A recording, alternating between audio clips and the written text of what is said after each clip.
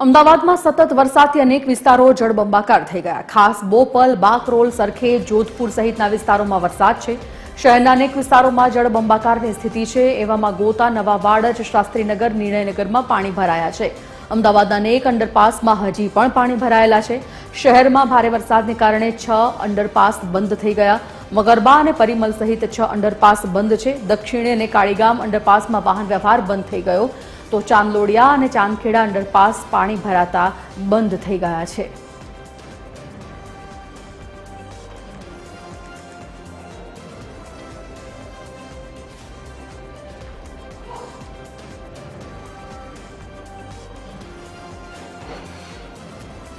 તો અમદાવાદના અનેક વિસ્તારો જળબંબાકાર। દક્ષિણ અને કાળીગામ અંડરપાસમાં વાહન વ્યવહાર બંધ થઈ ગયો। સતત વરસાદથી અનેક વિસ્તારોમાં મેઘતાંડવથી અનેક વિસ્તારોમાં પાણી ભરાઈ ગયા। ખાસ બોપલ, બાકરોલ, સરખેજ અને જોધપુર સહિતના વિસ્તારોમાં વરસાદી પાણી ભરાયા છે। શહેરના અનેક વિસ્તારમાં જળબંબાકારની સ્થિતિની વચ્ચે લોકોને કપરી પરિસ્થિતિનો સામનો કરવાનો વારો આવ્યો છે। ગોતા, નવાવાડ, શાસ્ત્રીનગર, નિર્ણયનગર આ બધા જ વિસ્તારો એ છે જે પાણીથી પ્રભાવિત થયા છે। અનેક અંડરપાસમાં હજી પણ પાણી ભરાયેલા છે, ઓસરવાનું નામ નથી લઈ રહ્યા। તંત્રે સૂચના આપી છે કે ઝડપી આ નિકાલ કરવામાં આવે પાણીનો। શહેરમાં ભારે વાહનો મકરબા અને પરિમલ સહિત 6 અંડરપાસ બંધ છે। અમદાવાદના અનેક અંડરપાસમાં હજી પાણી। આપને જણાવી દઈએ કે વાહન વ્યવહાર બંધ થઈ ગયો છે અને લોકલ પબ્લિક ટ્રાન્સપોર્ટેશનની જે સેવા છે તે પણ અત્યારે ખોરવાય છે। નોકરી ધંધે જતા લોકો પણ અત્યારે મુશ્કેલીમાં છે। અનેક વિસ્તારોમાં વાહન વ્યવહાર બંધ થઈ ગયો। બોપલ, ગુમામાં 19 ઇંચ વરસાદ અને એવા ઘણા વિસ્તારો છે જ્યાં જળબંબાકારની સ્થિતિ આજે જોવા મળી। છેલ્લા 24 કલાકથી વરસાદ અવિરત ચાલુ જ છે।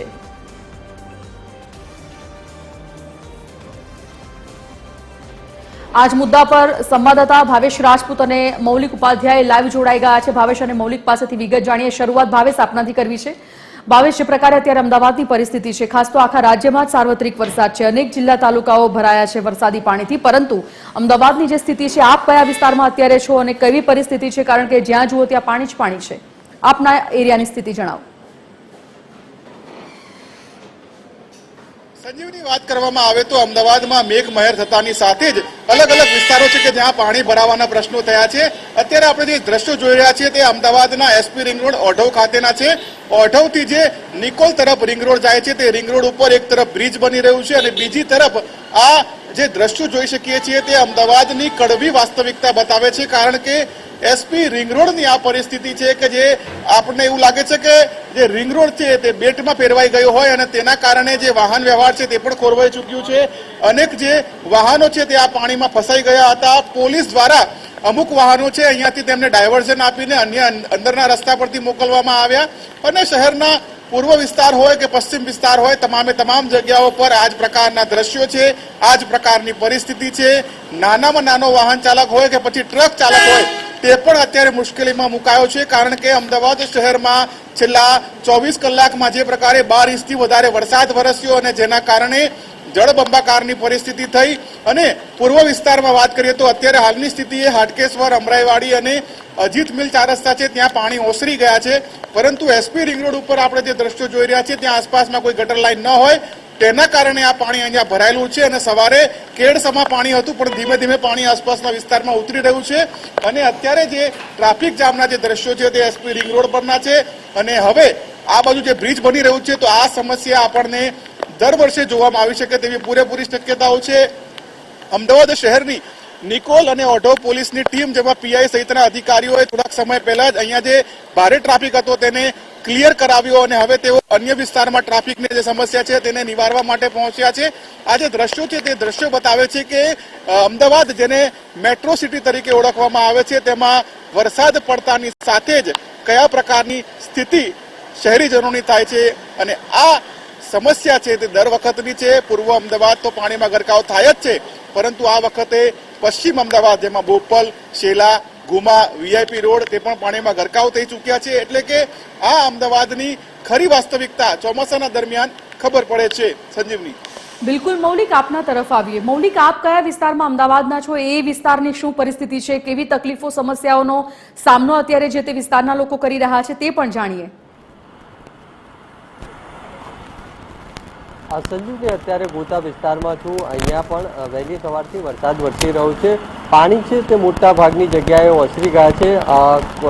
કેટલીક સોસાયટીઓ અને માર્ગો પર હજુ પણ પાણી ભરાયેલા છે, પરંતુ ગઈકાલે જે રીતે વરસાદ પડ્યો અને ત્યારબાદ પાણી ભરાયા હતા તે મોટી ભાગની જે જગ્યાઓ છે તે ઓસરી ગયા છે. પશ્ચિમના વિસ્તારની વાત કરીએ તો ખાસ કરીને જે રીતે બોપલ ઘુમા છે તે વિસ્તારમાં હજુ પણ લોકોના જે સોસાયટીઓ છે તે પાણી ભરાયેલા જોવા મળી રહ્યા છે, ને તેના માટે જે ફાયરની ટીમ છે તેના દ્વારા બોટ દ્વારા રેસ્ક્યુ છે તે પણ કરવામાં આવી રહ્યું છે. અમદાવાદમાં જે રીતે વરસાદની આગાહી છે તેના પર નજર કરીએ તો આજે પણ વરસાદની આગાહી છે તે આપવામાં આવી છે, અને આવતીકાલે પણ અમદાવાદમાં વરસાદ વરસી શકે છે. ત્યારે ગઈકાલે જે રીતે વરસાદ વરસ્યો હતો, લગભગ 7 થી 10ના ગાળામાં અમદાવાદમાં જાણે આપ ફાટી હોય તે પ્રકારનો વરસાદ છે તે વરસ્યો હતો, ને તેના કારણે તમામ રસ્તાઓ છે તે જળમગ્ન થયા હતા, અને તેના જ કારણે જે લોકો સવારે જો ઓફિસ જવા કે નોકરી ધંધા અર્થે નીકળ્યા હતા, તેઓ જ્યારે ઘરે પરત ફરવા માટે નીકળ્યા ત્યારે તેમના વાહનો રસ્તામાં પાણીમાં અટવાયા હોય તે પ્રકારની પરિસ્થિતિ જોવા મળી હતી. જી ધન્યવાદ મૌલિક અને ભાવેશ, આપ બંનેનો. અમારા સંવાદદાતા અલગ અલગ જગ્યાઓ અલગ અલગ વિસ્તારોમાંથી આપને જણાવ્યું કે એક તો અમદાવાદનો પશ્ચિમ ઝોન જે પશ્ચિમ વિસ્તાર જે એવો છે જ્યાં ખૂબ જ પાણી ભરાયેલા છે, તો બીજી બાજુ ગોતા વિસ્તાર અત્યારે આપણે જોયો કે ગોતામાં પણ પાણી ભરાયેલા છે. ન ફક્ત પશ્ચિમ અને ગોતા પરંતુ અનેક વિસ્તારો હજી પણ પાણીથી ભરાયેલા છે. રસ્તાઓ પર પાણી એવા છે, મોટા વાહનો કદાચ જઈ શકે છે, બાકી નાના વાહનોને જવામાં તકલીફ પડી રહી છે. જ્યાં જુઓ ત્યાં ડાયવર્ઝન અને ખાડાના કારણે ટ્રાફિક પણ ગઈકાલથી આપણે જોયું છે કે મોટો ટ્રાફિક, લાંબો ટ્રાફિક જોવા મળે છે. ઘરની બહાર ન નીકળવા માટે સૂચના આપવામાં આવી છે. શૈક્ષણિક સંસ્થાઓ ગઈકાલથી જે પ્રકારનો નિર્ણય લેવામાં આવ્યો છે કે બંધ હવે નેક્સ્ટ સૂચન ન આવે ત્યાં સુધી શૈક્ષણિક સંસ્થાઓમાં અત્યારે રજા જાહેર કરી દેવામાં આવી છે.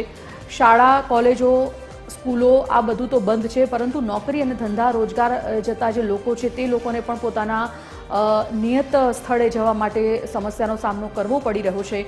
જેની પ્રાઇવેટ વ્હીકલ લઈને જે લોકો જઈ રહ્યા છે તેમના વ્હીકલ બંધ પડી જતા કેટલા લોકો મુશ્કેલીમાં મુકાયા. પબ્લિક ટ્રાન્સપોર્ટેશનને કેટલા લોકોની અસર થઈ છે, અને જે પબ્લિક ટ્રાન્સપોર્ટેશન ચાલુ છે તે ડબલ ભાડા વસૂલી રહ્યા છે.